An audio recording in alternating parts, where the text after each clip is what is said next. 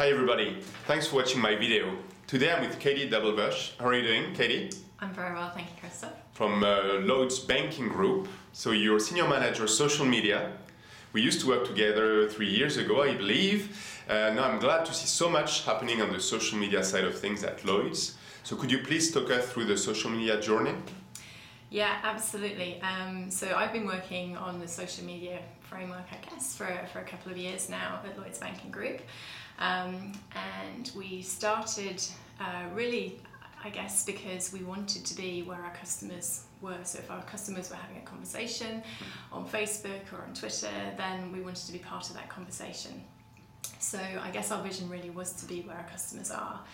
So the roadmap that I outlined for the group was really kind of a three-stage approach. So first of all, we looked at listening to what our customers were saying in social media at the moment. So that we put in place buzz monitoring and looking at really say what our customers were saying about us in that area. Once that was in place and once we understood a little bit more about what our customers were saying about us, then we started to create more content to answer their questions and also respond in those channels and distribute more content out into those channels. So we have different widgets and applications. We're looking at press releases going into kind of internet space and also looking at YouTube as well to distribute content out to our customers as well. The third part of that strategy was then looking at engagement. So we looked to start really with Twitter, was the first channel that we used. That was over a year now, so we started June last year, and that was with the Lloyds Online Twitter profile. And one of the decisions really that we made was that we would focus very much around customer service rather than any other product updates. It was really just looking at how can we help customers, how do we answer their questions, where they are, and that was really the start of the profile, the Twitter profile that we had in place. Thank you, yeah. I think it's very clear, yes. 3 steps, so listening, again, putting in place some systems to be able to monitor what's going on, basically. A few key challenges, the noise, I guess, so that was probably quite, especially for a brand like Lloyds TSB, and be able to identify your key influencers. So how did you manage to deal with that? Well, I guess initially then we looked at exactly that. Who was having those conversations? What were the topics? When we were in that kind of listening phase, then we were looking at, okay, well, if we were engaging at this point, what would we be saying about those things, and how would we be responding to that? So we really went through and kind of had situations and said, okay, in this scenario, how would we respond to this? In this scenario, how would we respond to that? I guess as a bank, you're always going to face challenges. Lloyds Banking Group, obviously a very large brand. We're in the news a lot, so we knew that we were always going to get questions. So for example, I think in the last couple of weeks we had News of the World. As soon as the story came out there, then we heard about it through Twitter. People asking us on our Halifax brand if we were going to be supporting or putting advertising in that weekend.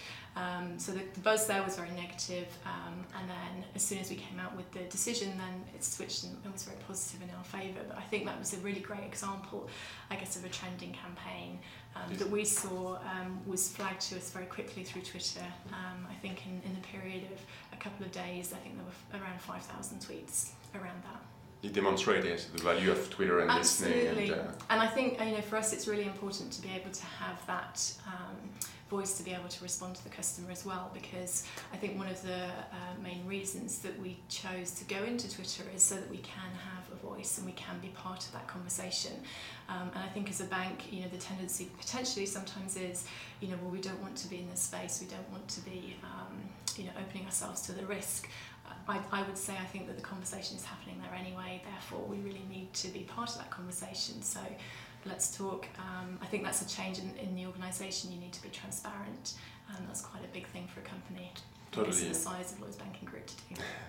And it's doable. Even in banking, we've got many examples in North America and more in Europe with the likes of Lloyds TSB.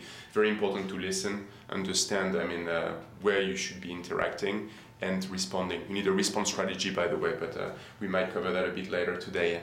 You mentioned a point, actually, it's a big organization, Lloyds Banking Group, not just TSB, right? Yeah. What about the team structure? Where do you sit? You're in marketing, right?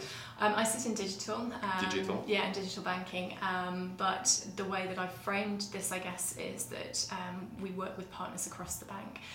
So in my area then we'll work with our marketing colleagues, we work with legal, we work with compliance, we work with the PR teams, we work with customer experience. So whilst the social media stuff at the moment is owned within the digital area, it's very much sort of stakeholders across the organisation. And I would say, sorry, just for the, that's for the retail and commercial brands, but I also chair the social media council, So that's, I guess, where we're trying to bring social media from across the bank into one area so that everybody knows what everybody's doing, and we have a great area to discuss, I guess, latest technology and how things are moving forward and challenges and changes that people like Twitter and Facebook are doing as well. You started that a year ago, roughly, the council, about a year ago. Monthly meetings, right? Yeah, it's a monthly meeting, and say it's just discussing progress, what's coming up, changes. So, for example, the changes that are happening on Twitter, where if you're verified and as a brand now, we don't need to follow somebody to be able to have a direct message with them. So you're here, your responsibility is to share all those news and trends to make sure that the group is aware of those, and you share best practice as well and maximize your expertise, Absolutely, which is key, it's very key, Great initiative, by the way.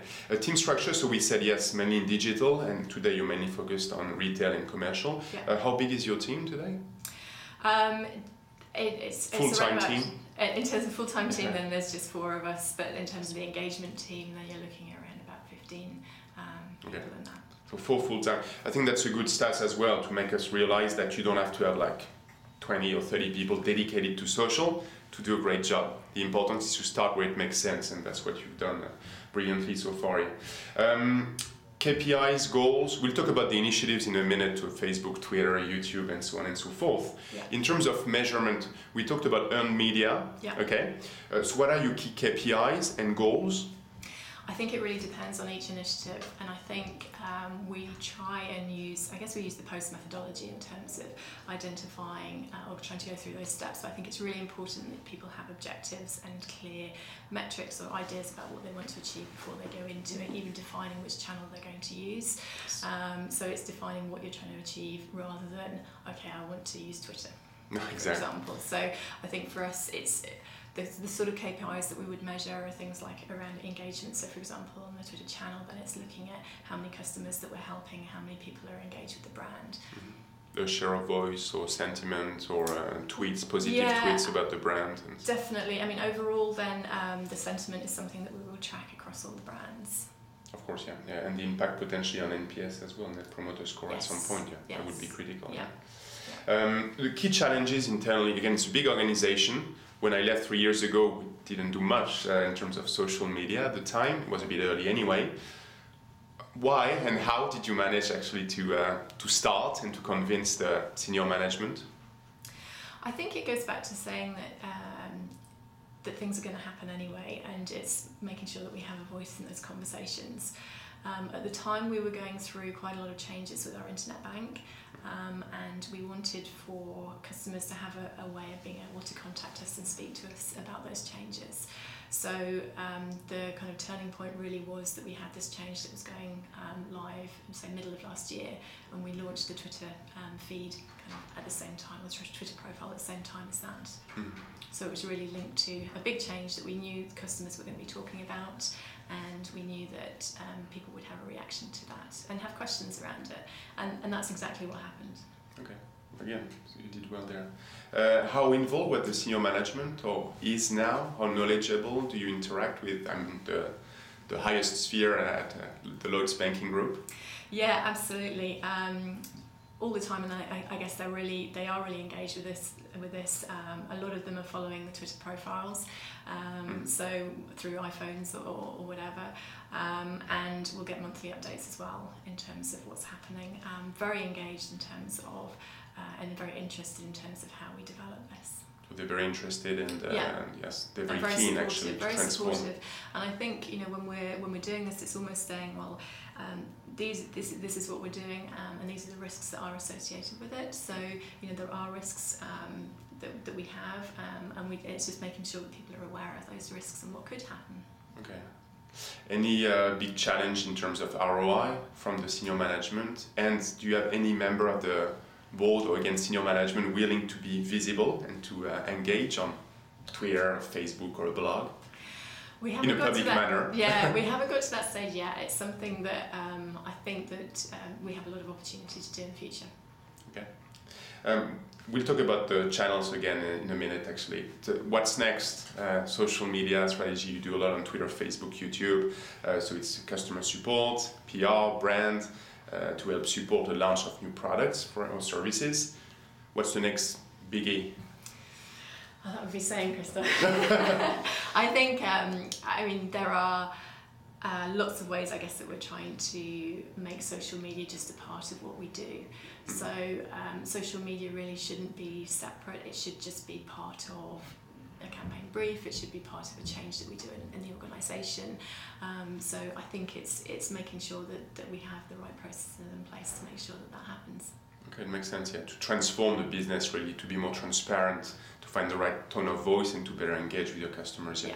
The voice of the customer is very important, so we'll talk about that in a moment, yeah. Well, thanks a lot. It was the end of part 1, and please actually watch the second video, which will be focused more on Facebook, Twitter, YouTube, the key engagement on the most popular social media channels. So thank you, Katie. Thank you.